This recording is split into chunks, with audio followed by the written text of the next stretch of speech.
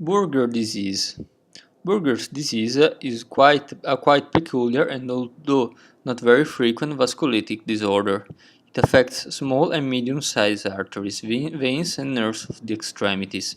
It's a non-atherosclerotic inflammatory disease that only affects certain parts of the vessels and not all of it. What distinguishes this disease from vasculitis is that its pathogenic mechanism, which is inflammatory thrombosis. An inflammatory clot forms inside the vessel and completely occludes the vessel. An inflammatory thrombus is a thrombus composed by platelets, fibrin, and red blood cells with a significant amount of polymorphonuclear cells forming microabscesses inside it. Typically, it's associated with normal CRP and ESR, autoantibodies, and other immunological tests are negative, thus not showing any evident autoimmune response. So, the normal values usually and autoantibodies are negative. Not frequent in the European Union and United States, but is extremely frequent in other countries. Consider that the incidence is up to 80 over 100,000 in some specific populations, such as Ashkenazi Jews and Native Americans. It has a strong male to female ratio, 9 over 1, and so contrary to most immunologic diseases, and typical age of onset is from the 4th to the 6th decade.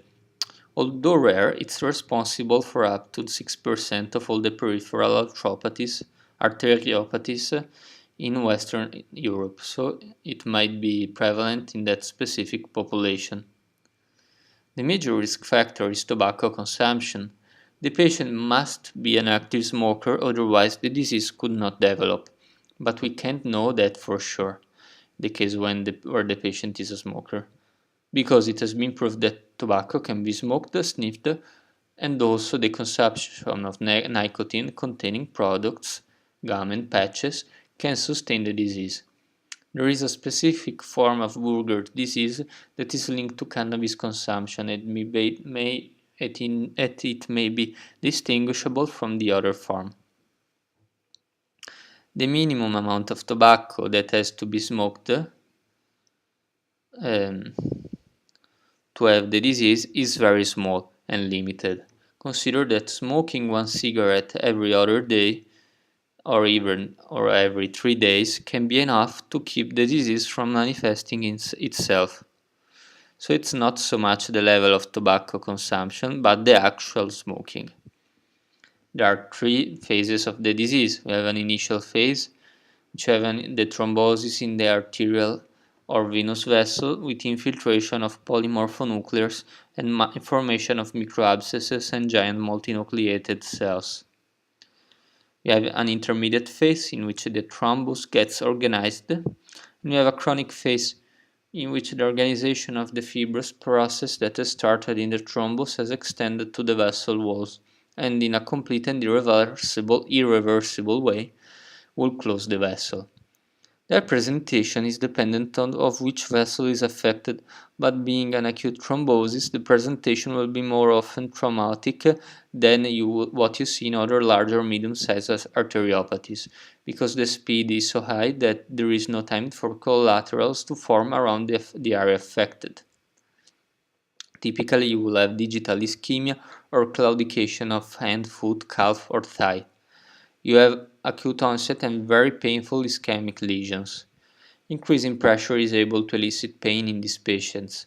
For example, if a patient has a necrotic lesion of the tip of the second finger, she won't be able to hold the finger up high over their head. They will typically have the hand hanging down. If it is the foot, the patient will try to stand as much as possible. It is often very painful for patients to perform a CT scan because they have to lie down. Sometimes you may also have articular pain that is representative of the inflammatory phase of the occlusive phase, but it usually disappears after 3 weeks. You may also have a manifestation of superficial thrombophlebitis, um, because the disease can also affect small venules, and typically in these patients there is a history of recurrent thrombophlebitis. Patients may also have Raynaud's phenomenon due to reduction of the arterial blood flow to the extremities. We can see here an acute presentation with specifically the coexistence of a superficial venous thrombosis and acute gangrene on the first and second finger of the foot, determined by the acute occlusion of the vessels. The patient was a 30-year-old guy smoker and with no other specific problems. When should you suspect Buerger's disease? When a smoking patient who develops acute distal ischemia in the hands and feet. The diagnosis is not as easy when the patient has some additional risk factors, such as diabetes mellitus. In these cases, you should biopsy the point where the occlusion is and try to find a specific inflammatory thrombus. If you have a thrombus on an arteriomatous plaque, in the setting of diabetes, you will have a normal thrombus, as opposed to an inflammatory thrombus.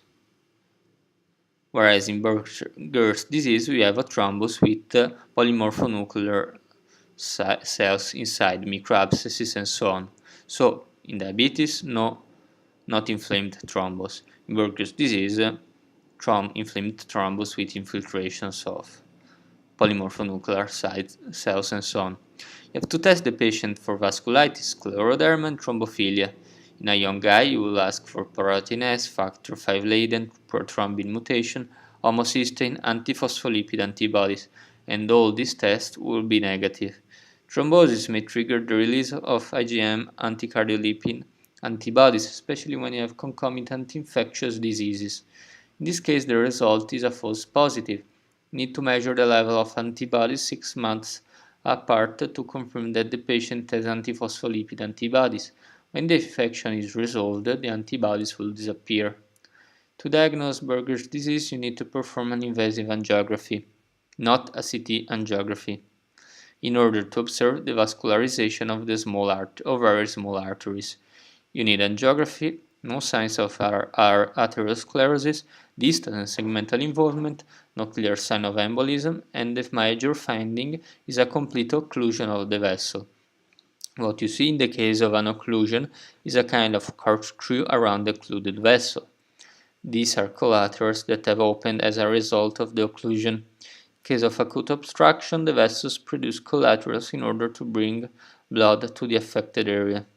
Patients you will typically observe are younger than 45 years old at symptoms onset, active or recent history of tobacco consumption, distal ischemia of the extremities, as documented by appropriate vascular imaging techniques, the exclusion of autoimmune diseases or hypercoagulability states.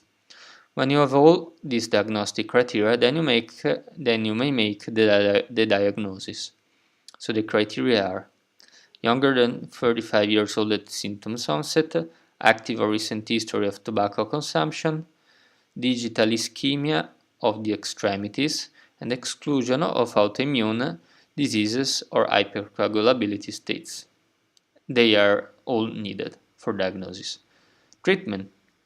Major treatment is the avoidance of tobacco and nicotine-containing products. 67% of patients who keep on smoking will need at least one amputation, and less than 5% who quit smoking will need an amputation. It's extremely difficult for Buerger's disease patients to quit smoking. Even if they start getting amputation, they keep on smoking, and this is actually quite suggestive that something in the nicotinic receptors may be altered in the central nervous system. And this is not demonstrated, but you can see in this patient that even if they have this excruciating pain, they will start smoking again. Other treatments that can be vasodilators to help collateral opening. There are some treatments suggesting that using endothelial precursors may help the process of neoangiogenesis. Only in acute cases may be thrombolysis, vascular surgery, and sympathectomy, extracting surgically ganglia in order to completely eliminate the vasoconstrictive stimulus of the vessels, thus leaving them dilated. Nota bene, one of the major clues that you can tell that a patient has Buerger's disease is if you perform angiography of all 4 limbs And a major proof is that you find angiographic changes in the distal part of the affected limbs, meaning that there is the same process also in there, but to a lesser extent as not to create ischemia.